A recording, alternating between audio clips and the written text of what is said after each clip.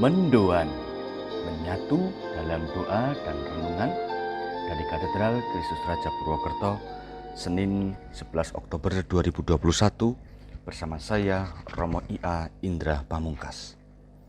Saudari-saudari yang terkasih, selamat pagi. Allah penyelenggara hidup telah melimpahkan karunia pada kita semua. Kasih-Nya nyata dan tak berkesudahan. Maka mari kita muliakan Allah di awal hari ini dengan merenungkan sabdanya dari Injil Lukas bab 11 ayat 29 sampai dengan 32. Dalam nama Bapa dan Putra dan Roh Kudus, amin. Tuhan bersamamu dan bersama rohmu. Inilah Injil suci menurut Lukas. Dimuliakanlah Tuhan. Sekali peristiwa, Yesus berbicara kepada orang banyak yang mengerumuni dia. Angkatan ini adalah angkatan yang jahat. Mereka menuntut suatu tanda, tetapi mereka tidak akan diberi tanda selain tanda Nabi Yunus. Sebab sebagaimana Yunus menjadi tanda bagi orang-orang Niniwe, demikian pula lah Anak Manusia akan menjadi tanda bagi angkatan ini. Pada waktu penghakiman, Ratu dari Selatan itu akan bangkit bersama orang dari angkatan ini, dan ia akan menghukum mereka. Sebab Ratu ini datang dari ujung bumi untuk mendengarkan hikmat Salomo, dan sungguh yang ada di sini lebih besar daripada Salomo.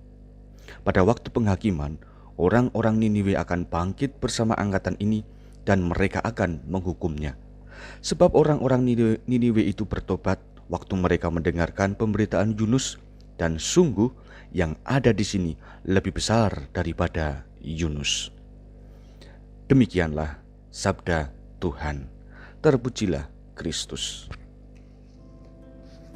Angkatan ini adalah angkatan yang menuntut suatu tanda. Saudari-saudara, mengapa orang banyak itu menuntut tanda dari Yesus sebagai tolak ukur jaminan keselamatan? Jawabannya adalah karena kurangnya kepekaan iman. Tanda yang mereka maksudkan bersumber dari akal budi yang keliru. Mereka menganggap bahwa segala sesuatu haruslah tergantung pada hal-hal fisik yang bisa dirasakan secara kasat mata. Alih-alih mencari tanda keselamatan, akhirnya mereka tidak menyadari bahwa kehadiran Yesus merupakan tanda terbesar dari Allah. Bahkan kehadiran Yesus sebagai pemenuhan keselamatan Allah. Yesus telah berkarya melalui banyak cara yang semuanya menguntungkan banyak orang. Dengan menyembuhkan, mengusir setan, memberi penghiburan, bahkan sampai membangkitkan orang mati. Mungkin kita juga menjadi salah satu dari mereka semua yang kerap kali menuntut tanda dari Allah.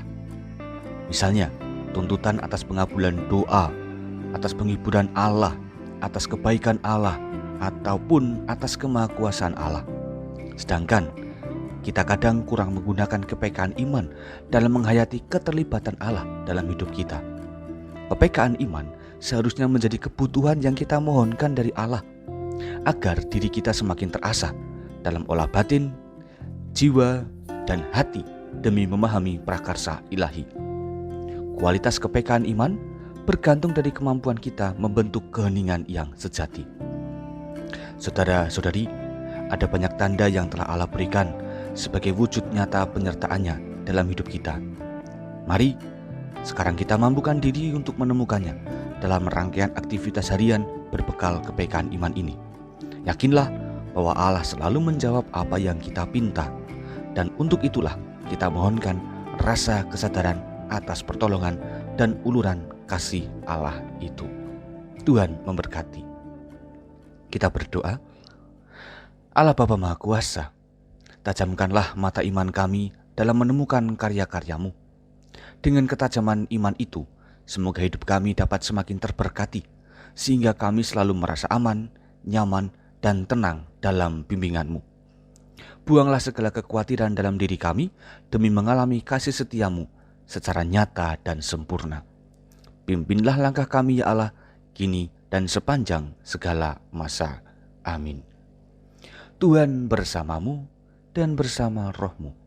Kita semua, keluarga kita, mereka yang kita cintai, dan segala rencana-rencana kebaikan kita hari ini senantiasa dalam lindungan dan berkat Allah yang Maha Kuasa, Bapa, Putra, dan Roh Kudus. Amin. Saudari-saudari yang terkasih, selamat beraktivitas. Tuhan memberkati. Salam mendoan.